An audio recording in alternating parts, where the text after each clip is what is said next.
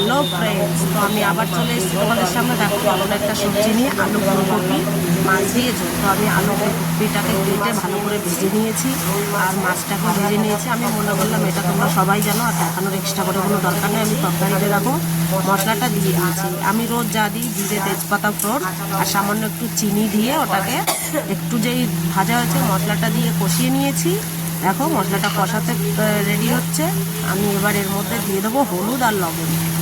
দেখো হলুদ আর লবণ দিয়ে দিয়েছি আর হলুদটা আমি দিয়ে দেবো।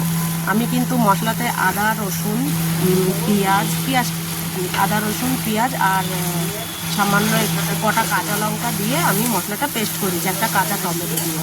তো মশলাটাকে ভালো করে ভেজে নিতে হবে। ভালো করে কষে গেলে মশলা থেকে তেল ছাড়তে হবে, তবে মশলাটা কষানো হবে। যেহেতু আজকে কিন্তু রসুন আছে, মশলাটা ঠিকঠাক ভাজা না হলে কাঁচা রসুনের গন্ধ বেরোতে পারে, তবে ভালো লাগবে না খেতে। তো তোমরা যারা যারা এইভাবে করতে চাও, এটা বাচ্চা থেকে পুরো সবাই খেতে পারে।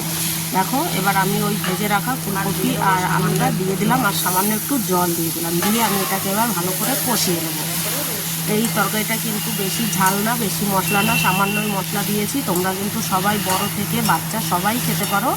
তো হেলদি অ্যান্ড টেস্টি, শরীরের জন্য কোনো ক্ষতি হবে না। তো তোমরা এইভাবে খেতে পারো। তো দেখো এইভাবে তোমাদের ভালো করে মশলাটাকে কষিয়ে নিতে হবে। কষিয়ে তারপরেই যা করার করতে হবে। তো দেখতে পাচ্ছ আমি সুন্দর করে মশলাটাকে কষিয়ে নিচ্ছি। দেখো মশলা থেকে তেল ছেড়ে দিয়েছে কিন্তু। দেখো মশলা থেকে তেল ছেড়ে দিলে তবেই কিন্তু মশলাটা কষানো হয়ে যায় আর তারপরে ভালো করে জল দিয়ে ঢাকা দিয়ে দিতে হবে। তো আমি মশলাটা ভালো করে কষিয়ে নিয়েছি, এবার দিয়ে দেবো জলটা দিয়ে দেওয়া হয়ে যাবে। দেখো আমি জলটা দিয়ে দিয়েছি, এবার কিন্তু আমি মশলাটাকে তরকারিটাকে ঢেকে দেবো। ঢেকে দিয়ে এটাকে কিছুক্ষণ হতে দেবো, আলুটা সিদ্ধ হওয়া পর্যন্ত আমাকে এটাকে দিতে হবে। দেখো আমি কিন্তু ঢাকনাটা মাঝখানে একবার খুলে দেখে নিয়েছি, আলুটা আমার সিদ্ধ হয়ে গেছে।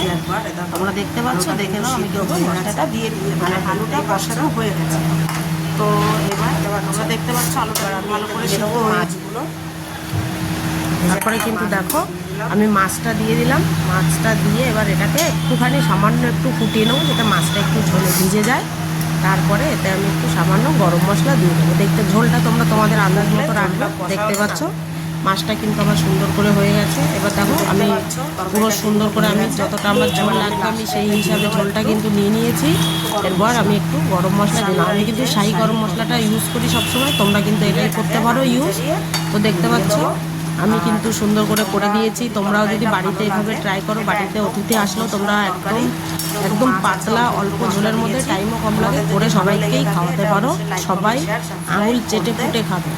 তোমরা এইভাবে বাড়িতে করে অবশ্যই ট্রাই করবে। দেখো আমি সবজিটাকে নামিয়ে নিয়েছি সুন্দর করে। আমার কিন্তু কাঁচা লঙ্কা তরকারি, কোনো গুঁড়ো লঙ্কা না। তো সবজির কালারটা দেখতে পাচ্ছ খুবই সুন্দর হয়েছে আর খুব সুন্দর সেন্টও বেরোচ্ছে। তো তোমরা যারা যারা এইভাবে বাড়িতে বানিয়ে খেয়ে দেখবে কীরকম হয়। যদি ভালো হয় তবেই লাইক কমেন্ট করবে। আমি বলবো না খারাপ হলে তোমরা কমেন্টে সেটা যেন অবশ্যই লাইক কমেন্ট শেয়ার সাবস্ক্রাইব করতে একদম ভুলবে না।